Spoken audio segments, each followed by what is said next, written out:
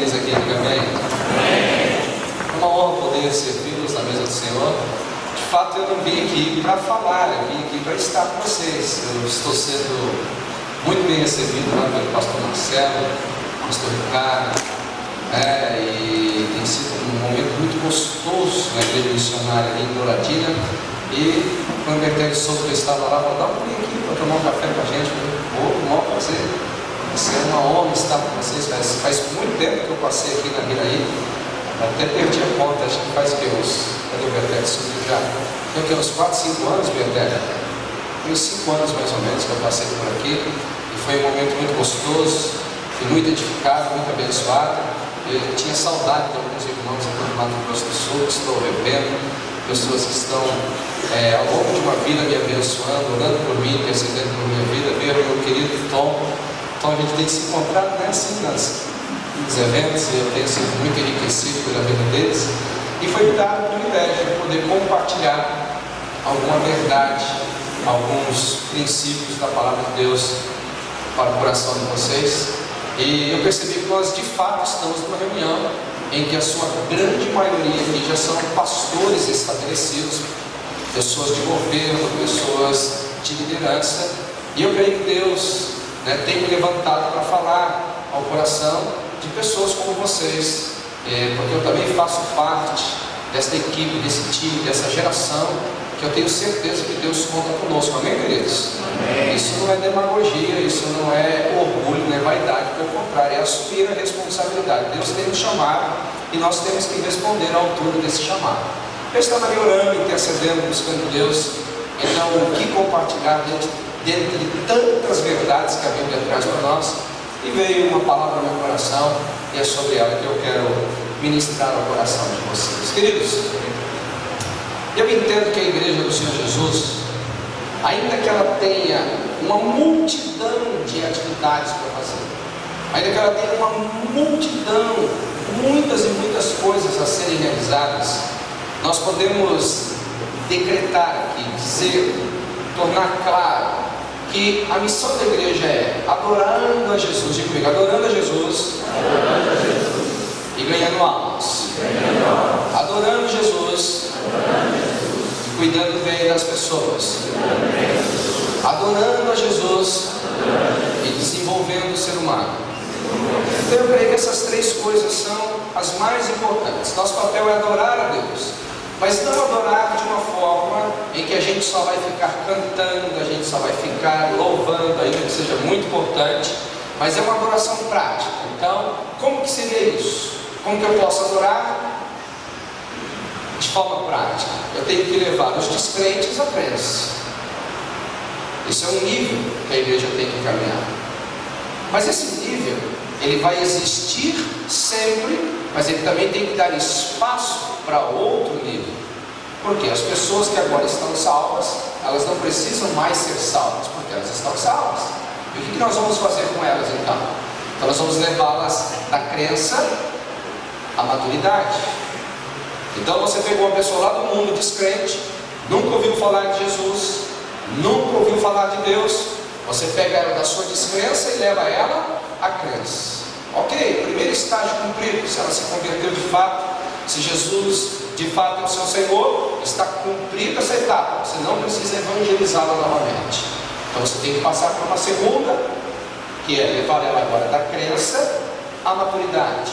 Muito bem, você caminha com ela, fundamentando ela, fazendo com que ela entenda as verdades do reino dos céus. Agora ela está bem fundamentada, conhece bem a palavra de Deus, conhece bem os princípios do reino dos céus. Você tem que levar ela à liderança, pegá-la da maturidade e conduzi-la à liderança. Eu creio que se nós como igreja focarmos nestes princípios, não na forma como vamos fazer, nós vamos ter uma igreja muito sólida na nossa geração. Uma igreja que ganha, uma igreja que amadurece e uma igreja que assume responsabilidades. Então, diga para o seu irmão assim: nosso papel como igreja, em adoração ao Senhor Jesus, é levar os descrentes à crença, levar os crentes à maturidade, levar os maduros à liderança. Olha para o outro irmão para ele ficar ficar com ciúme, senão nós vamos ter que mudar aqui a mensagem, mas vai ter que ser por interior, né? Olhe para o outro irmão e diga assim: nós como igreja, em adoração ao Senhor Jesus, temos que nos preocupar em levar os descrentes à crença. Nós como igreja, o Senhor Jesus, em adoração a Ele, temos que nos preocupar em levar os crentes à maturidade. Nós como igreja do Senhor Jesus, temos que tomar a responsabilidade de levar os maduros à liderança. Queridos, e o que eu vejo é que em algum momento da nossa história nós estamos focados em uma só destas verdades. Ora, somos um ministério muito voltado para o evangelismo. Glória a Deus, quem vai falar mal do evangelismo? Ora, somos um ministério muito voltado ao discipulado. Quem vai falar mal do discipulado? Ora, somos um ministério muito voltado à liderança. Quem vai falar mal da liderança? São três verdades absolutas. Mas o que eu penso é que toda igreja local deveria ter esse foco. Como que eu faço para levar os descrentes à crença? Como que eu faço para levar agora os crentes à maturidade? Como que eu faço para levar os maduros à liderança? Desculpe eu estar repetindo isso muitas vezes, mas essas verdades elas precisam estar muito bem focadas. Por quê? Porque se elas não estiverem focadas, nós vamos nos perder no meio do caminho. E eu vejo que é o que tem acontecido. Pastor, qual é o método? Qual é a fórmula? O que eu tenho para fazer isso? O que eu posso fazer para concluir isso no meu ministério? O que eu tenho que fazer para chegar lá? Aí chega um com o modelo X, outro com o modelo Y, outro com o modelo tal. Queridos, eu não quero entrar sobre a questão de modelos aqui. Eu acho que o Brasil está cheio de bons modelos. O Brasil está cheio de boas referências. E cada um de nós aqui podemos seguir cada um desses modelos, desde que nós levemos as pessoas da descrença à crença, da crença à maturidade, da maturidade à liderança. Então o meu papel aqui não é fornecer ou dar para você um modelo, dizendo: olha, siga o meu modelo, porque o meu modelo vai fazer vocês serem bem-sucedidos. Venha para debaixo da minha cobertura, porque debaixo da minha cobertura você vai ser bem-sucedido. Mas sim falar sobre uma verdade, que eu creio que independente, meu amado, de qual cobertura você esteja, de qual modelo que você esteja seguindo, esta para mim é a verdade das verdades. Sem ela, nós como igreja não vamos conseguir adorar ao Senhor e em adoração levar os descrentes à crença. Nós em adoração ao Senhor Jesus não vamos levar os crentes à maturidade. Nós como adoradores de Jesus não vamos levar os maduros a assumir a liderança. O que é isso, pastor? É a doutrina.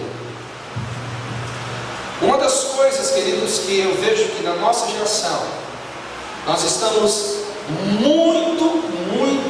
muito perdidos é com relação à doutrina. E eu creio que quando nós falamos sobre doutrina, eu creio que alguns aqui se arrepiam até o último fio de cabelo.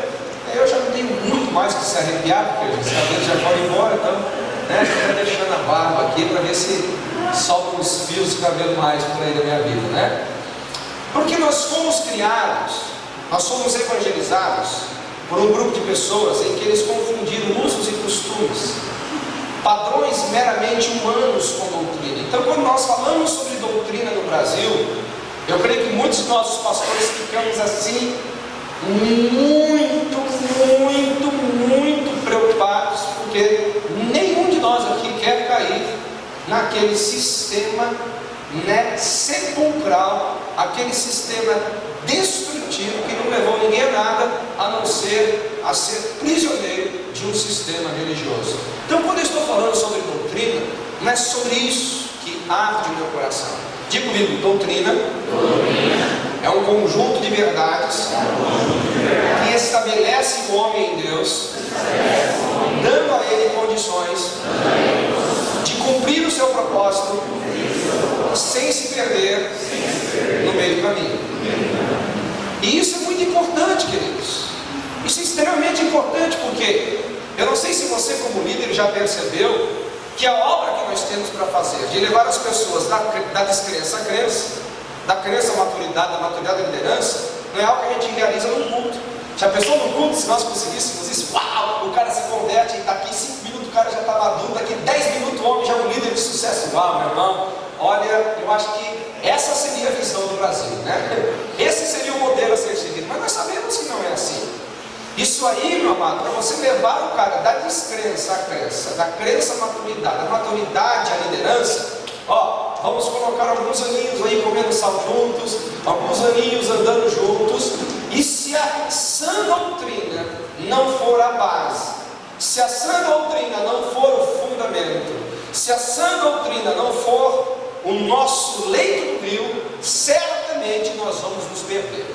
E aí eu vou te explicar algumas questões, se assim Deus me permitir esta manhã. Aqui, essa é uma mensagem muito longa, eu gosto de pregar bastante, os irmãos que me conhecem sabem disso, mas eu vou ser misericordioso com vocês hoje aqui, né? Tá? Então, por que é muito importante? Porque se nós quisermos levar as pessoas da descrença à crença, a base é a doutrina. Como assim a base é a doutrina? A base é a doutrina. O que nós anunciamos para que as pessoas se convertam? Nós anunciamos para elas que Jesus Cristo cura. E isso é bom? Jesus cura? Quantos creem que cura? Mas a cura não salva. A própria Bíblia fala que é possível ir com os 2 olhos para o inferno, com as 2 pernas para o inferno, com as 2 mãos para o inferno. É importante nós orarmos por todos os enfermos, não é só importante como mandamento, nós temos que orar pelos enfermos e mostrar que Jesus Cristo é o Senhor sobre a doença. Glória a Deus. Isso, meu irmão, quando se fala de ímpio, você nem tem que perguntar para ele se ele quer ou não quer, você tem que ir lá e curar ele, ponto final, acabou. Depois se ele vai querer ou não, é um problema dele, é uma justiça de Deus orar sobre enfermidades. Você está praticando a justiça sobre isso. No entanto, a questão da salvação envolve muito mais do que propriamente você curar alguém, envolve muito mais propriamente de você entregar uma palavra profética para alguém. A questão da salvação, ela tem que partir da doutrina central da Bíblia, de onde todas as demais doutrinas são derivadas, que é a justiça de Deus. Uma verdade essa que nós praticamente desconhecemos na nossa geração. E eu não falo isso para expor ninguém, eu não falo isso para condenar ninguém, mas se nós fizermos uma análise, eu gostaria que você, como pastor, fizesse essa análise. Qual foi a última vez que você pregou sobre a justiça de Deus? Não estou falando aquela justiça que as pessoas dizem que Deus vai meter a mão na cabeça do camarada e vai condená-lo, que vai matá-lo, que vai destruir, que Deus vai pôr a mão sobre o cara e vai acabar com ele. Não, a justiça de Deus é em Cristo Jesus. Qual foi a última vez que você pregou sobre isso? Qual foi o último discipulado que você gastou com o seu discípulo para ensinar a ele sobre a justiça de Deus? Porque é dessa doutrina que deriva todas as outras doutrinas. A doutrina da justificação é o eixo, é a espinha central, de onde todas as verdades de Deus derivam dela. Se eu não entender sobre justificação, eu não vou entender sobre misericórdia. Se eu não entender sobre justificação, eu não vou entender sobre graça. Se eu não entender sobre justificação, eu não vou entender sobre regeneração. Se eu não entender sobre justificação, eu não vou entender sobre perdão. Se eu não entender sobre justificação, eu não vou entender sobre reconciliação. Se eu não entender sobre justificação, eu não vou entender sobre expiação. Se eu não entender sobre justificação, eu não vou entender sobre vida eterna. Se eu não entender sobre justificação, eu não vou entender sobre comunhão. Se eu não entender sobre justificação, eu não vou entender sobre a doutrina do Espírito Santo. Se eu não entender sobre justificação, eu não vou entender sobre angelologia. A doutrina da justificação, ela é a base central, onde todas as demais verdades orbitam e elas caminham juntas. Elas se amalgamam para que o homem de Deus seja perfeito e perfeitamente habilitado para toda boa obra. Aí eu vou te falar do problema. Quem aqui é pastor, diga amém. Amém. Quantos aqui realmente percebem que a nossa geração tem um nível muito superficial de conversão? Diga amém. Amém. Quantos aqui podem olhar para a sua igreja local e falar assim: meu Deus, o nível de arrependimento que eu tenho na minha igreja é tão superficial que se eu der uma palavra um pouco mais forte, eu vou ficar sozinho. Estou falando sério, não estou brincando não. Quantos concordam comigo? Diga amém. Eu não estou falando de vocês, estou falando de mim mesmo.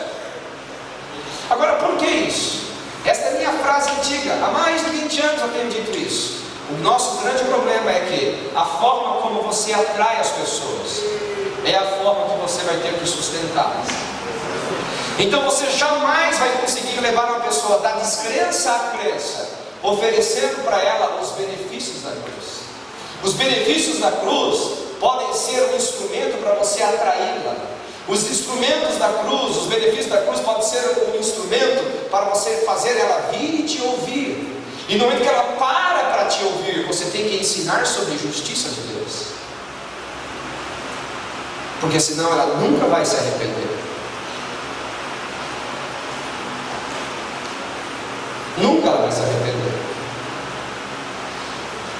E mesmo que se arrependa, se ela não entender a justiça de Deus, ela vai ficar na tua igreja 1 ano, 2 anos, 3 anos, 5 anos, sempre achando que ela é uma eterna pecadora. Nunca vai amadurecer.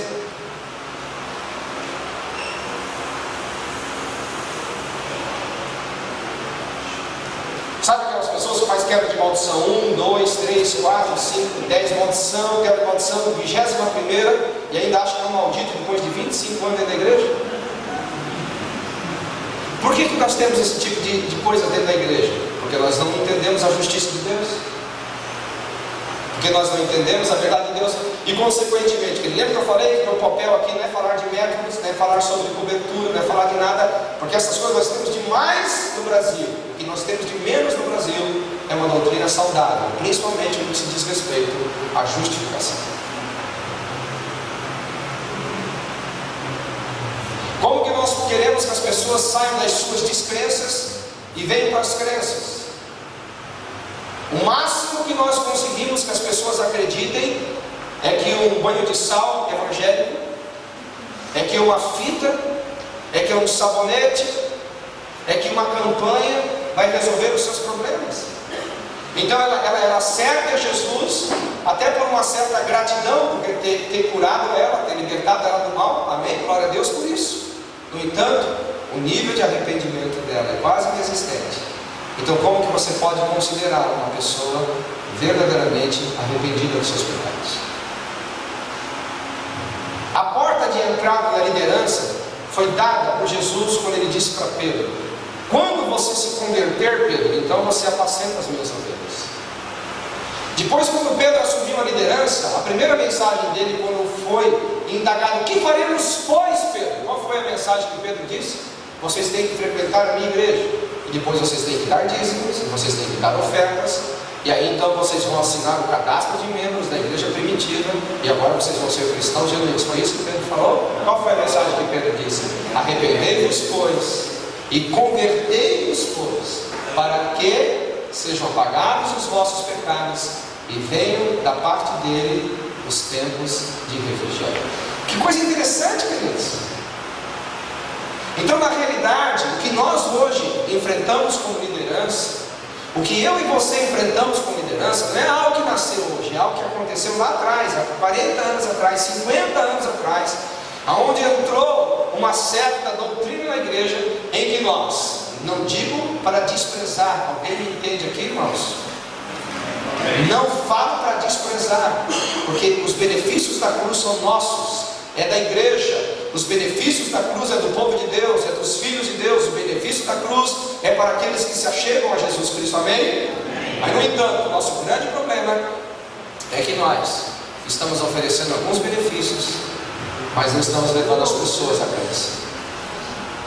E esse é o único processo que leva a pessoa à crença, é pela mensagem da justiça de Deus. Porque a mensagem da justiça de Deus, ela começa assim: o homem nasceu perfeito. Vou tentar resumir aqui em 10 minutos. O homem nasceu perfeito, imortal, em comunhão com Deus. Deus vinha estar com ele na viração dos dias. Tinha tudo: comunhão, tinha benefícios, tinha alimentos, tinha autoridade, tinha poder, tinha domínio, tinha tudo. Amém? Quantos concordam comigo? Diga amém. Amém. O homem pecou, ele contraiu uma dívida. Com quem que o homem contraiu a dívida? Alguém sabe aqui?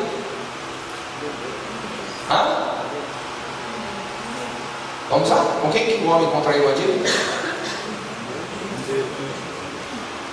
Eu já cansei de ouvir pregações dizendo assim: não, que Jesus foi e pagou ao diabo a dívida. Eu cansei de ouvir. Espero que não esteja ninguém aqui pregando isso, né? Jesus não pagou a dívida para o diabo. Nós não éramos escravos porque devíamos ao diabo. Nós éramos escravos porque o diabo tomando ocasião. Alguém está entendendo? A nossa dívida foi com Deus. O homem se tornou endividado com Deus. A minha pergunta é: com que condições o homem pagaria essa dívida? Ele tentou resolver cozendo para ser folhas. Deus falou assim: as folhas não resolvem o problema. O que resolve o problema? Derramamento de sangue. Gênesis 3:21. O animal morre em lugar do homem, o inocente morrendo pelo culpado. Desde o início Deus já deixou claro que seria assim.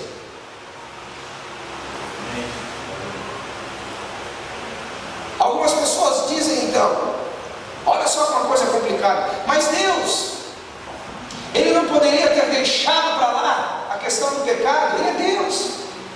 Deus, Ele não poderia ter poupado o homem, porque o homem, afinal de contas, é criação. Ele bem sabia que o homem poderia errar.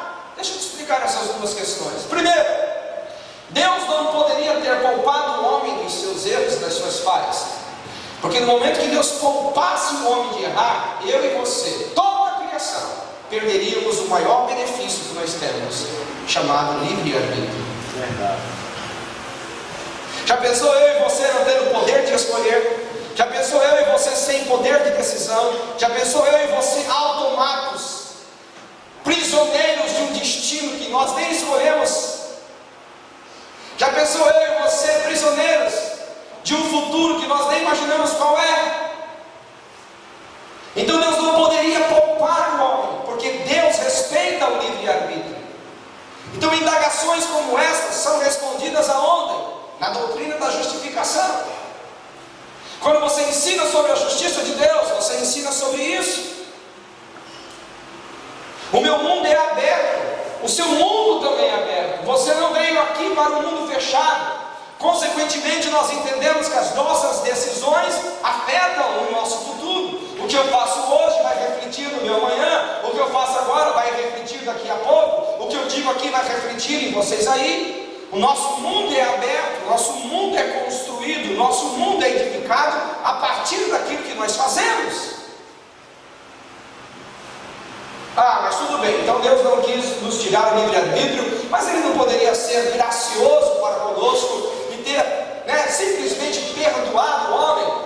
Nesse exato momento, se Deus agisse dessa forma, Ele teria perdido a integridade. Porque Deus não pode ir contra a sua própria santidade. Deus não pode considerar o culpado o inocente só porque Ele assim quis. A sua justiça precisa ser satisfeita. A sua justiça precisa ser realizada, para que então sua justiça satisfeita, Ele possa imputar ela a quem quiser. Se no momento em que Deus olhasse para o homem e dissesse assim: não, tudo bem, você errou, mas você é meu filho, você é minha criação, eu vou deixar para lá, nós vamos restartar, vamos começar de novo o jogo, e agora não erre mais. Naquele exato momento, Deus perderia toda a autoridade que Ele tinha sobre a sua criação. São verdades que nós ensinamos quando falamos sobre a justiça de Deus. E eu estou dizendo coisas extremamente básicas aqui, fundamentais, que todo novo convertido precisa saber. Coisas básicas que todo novo convertido precisa entender, porque se ele entende essas coisas, ele vai amar Jesus. Você quer ver por que ele vai amar Jesus? Porque Deus precisava satisfazer a sua justiça. E nenhum homem, vamos aqui tentar contextualizar, se nós estivéssemos vivos naquela época, o meu sangue, o teu sangue, a minha justiça, a tua justiça, por mais que nós nos oferecêssemos como sacrifício no altar, dizendo: Deus, eu vou pagar o preço pelo pecado do homem, eu vou pagar o preço por aquilo que ele cometeu, eu vou satisfazer a sua justiça. Mesmo assim, o nosso sangue não era capaz, porque nós já éramos maculados pelo pecado. No entanto, aquele que não conheceu o pecado, 2 Coríntios capítulo 5, 21, ele se fez pecado por nós, para que nele fôssemos feitos justiça de Deus. Quando ensino doutrina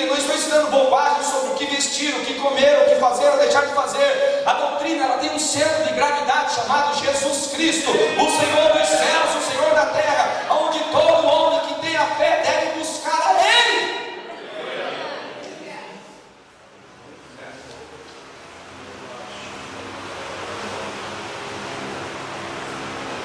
Buscar a Ele.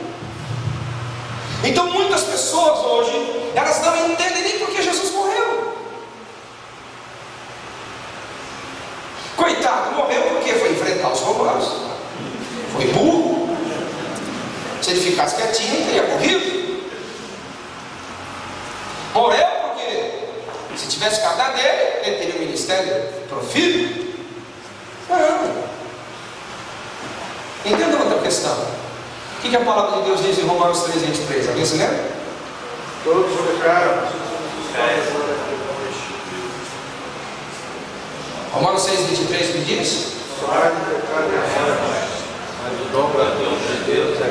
Então, pegando esses dois versículos que a gente tanto ensina, né?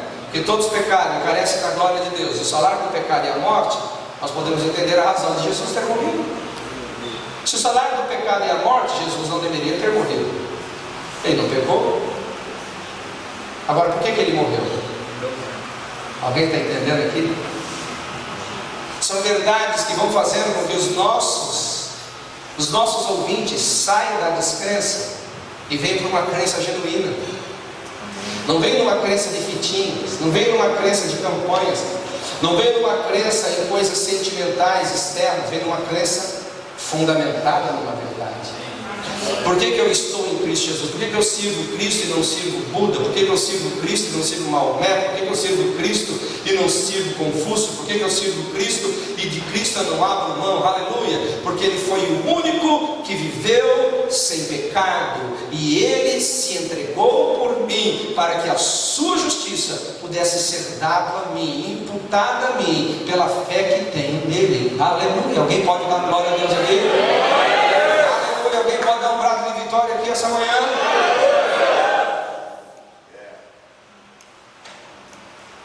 Então, no momento em que uma pessoa se converte desta forma, ela nunca mais vai deixar Jesus, porque ela sabe que não tem mais ninguém.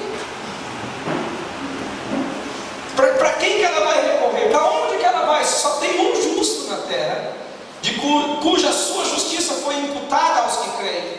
Ela não tem onde buscar. Ela não vai buscar placa de igreja, ela vai buscar denominação, ela vai buscar meta, ela vai buscar Jesus, o centro do universo. Aleluia.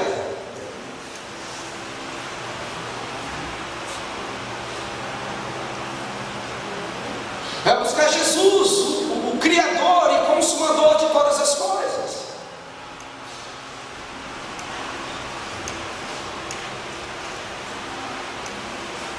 Nós, amados, às vezes não entendemos as coisas que a Bíblia diz. Quantos concordam que nós estamos nos fins dos tempos? Diga amém. Amém. A Bíblia fala que no fim dos tempos, qual que vai ser o grande problema da humanidade? Alguém se lembra que está escrito lá em Timóteo? A apostasia. Se nós estamos nos fins dos tempos, nós como os líderes devemos parar para pensar o seguinte: qual que é o nosso maior desafio? A apostasia. Os homens se acercarão, presta atenção, estou falando para líderes aqui. Os homens se acercarão de mestres que falam aquilo que eles querem ouvir, não aquilo que eles precisam ouvir. Essa é a nossa geração. Então nós como líderes precisamos parar um pouquinho para pensar. Espera um pouquinho.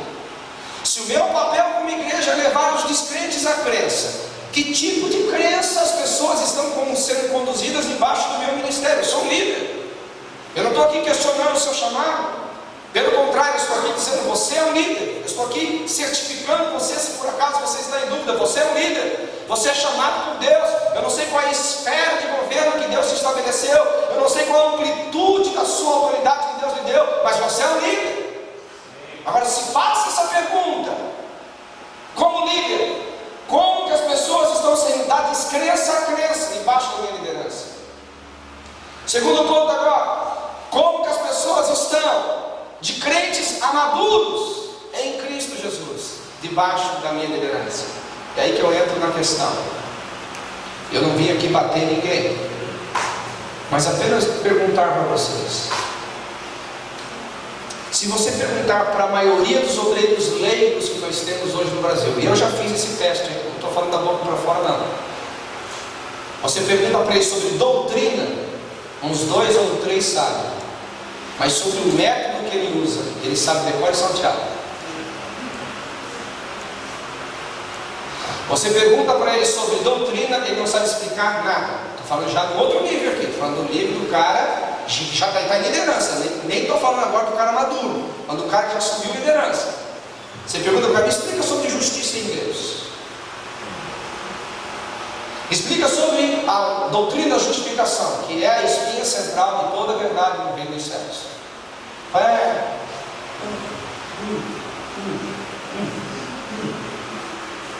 Ele vai gaguejar umas 3, 4 e vai dar umas 2 ou 3 respostas para você. Aí você pergunta para ele, fala para mim sobre o seu modelo que você usa na igreja. Passo 1, passo 2, passo 3, passo 4, passo 5. O trilho de liderança é esse, a escala de sucesso é aquela, o movimento é esse. Nada contra. Mas será que a gente não teria que mudar um pouquinho as prioridades?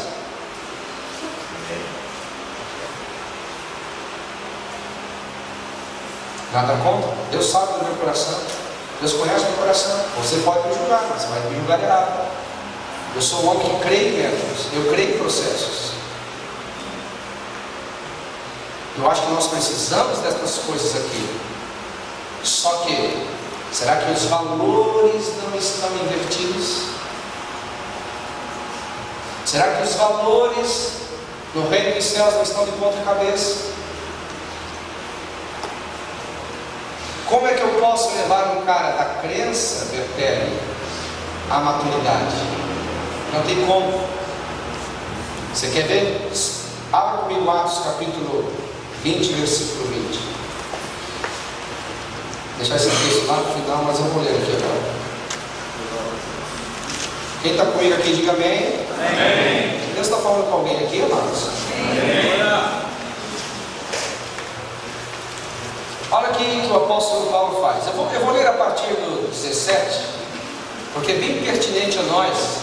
Porque o que Paulo fez é o que nós estamos fazendo aqui, reunindo os líderes, reunindo aqui o presbitério, reunindo aqui os homens de governo.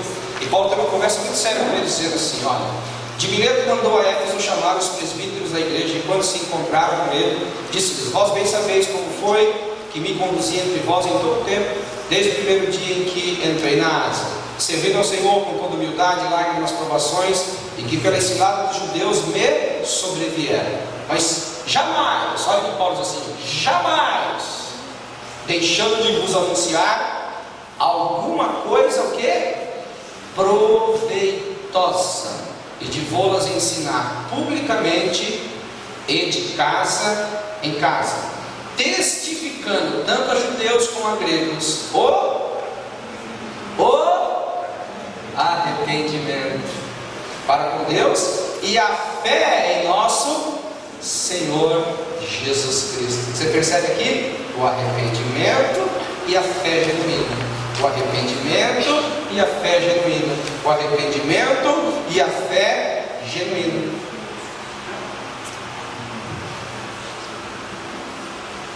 Paulo edificava as pessoas.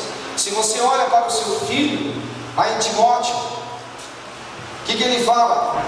Timóteo, ensina a sã doutrina, fala a verdade de Deus. Sabe qual que é o grande problema que nós temos quando nós falamos sobre doutrina? Lá no início eu disse que nós temos problemas horripilantes pelo aquilo que já experimentamos. O outro é que nós achamos que onde tem doutrina não pode ter mover do Espírito. Eu fico pensando, mas de onde vai essa bobagem? A própria doutrina é que fomenta o mover do Espírito. É a própria doutrina que fala sobre os dons do Espírito Santo. É a própria doutrina que fala sobre os 5 ministérios. É a própria doutrina que fala sobre os talentos do Pai. É a própria doutrina que fala como nós devemos nos mover nos dons e nos ministérios. É a própria doutrina que fala o que devemos fazer com isso. Alguém está entendendo comigo aqui? Amém. A questão, querido, é que nós perdemos esses valores. Nós é que deixamos de lado essas coisas e fomos migrando para algumas outras que de certa mão nos dão sucesso imediato, e eu digo sucesso aparentemente imediato, mas que a médio e a longo prazo compromete a saúde, compromete o bem-estar. Aí eu fico te perguntando, quem é que vê a internet de vez em quando? Diga amém. Um monte de mentiroso, vocês veem todo dia. Estou brincando, irmãos, estou brincando, tá? Mas, a internet, esses dias eu vi lá, escute bem, queridos, olha só, eu fiquei pensando de que escola veio o camarada aquele. Eu nem sei, na verdade eu não vou falar o nome dele porque eu não sei, se eu soubesse falar. Um cara que pega um barril de suco de uva, um barril lá, coisa enorme, põe as mãos dentro, primeiro que é nojento, né? Anti-higiênico. Se o Ministério da Saúde vira aquilo, eles vão placar a igreja para aquilo. Coloca as mãos dentro e faz uma salada lá dentro, lava a mão dentro daquilo lá, santifica e dá para beber, como se aquele suco de uva pudesse fazer alguma coisa. Quantos de nós aqui fomos doutrinados e sabemos que a transubstanciação e a consubstanciação não fazem parte da nossa doutrina? O que é essa doutrina maluca, Bertec, da transubstanciação e consubstanciação? Ou seja, o pão e o vinho não transformam-se em corpo e carne de Cristo, e nem contém o corpo de Cristo. Ele é apenas um memorial, não frívolo, mas que declara aquilo que Cristo Jesus fez por nós na cruz do Calvário. Alguém pode dizer amém aqui?